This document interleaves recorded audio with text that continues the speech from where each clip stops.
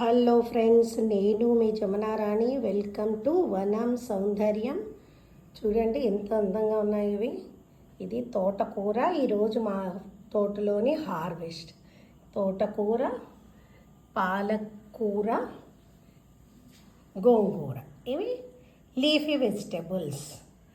Next కూరగాయలకు వస్తే వంకాయలు, నల్ల వంకాయ, నీటి వంకాయ అంటారు. ఇది పచ్చడి వంకాయ పెద్దది. ఇవి గ్రీన్ వంకాయలు. ఇవి బీరకాయలు అండ్ మిర్చి, mangoes, sapotas, variety of flowers for puja. This is వనం సౌందర్యం కాదా? చెప్పండి.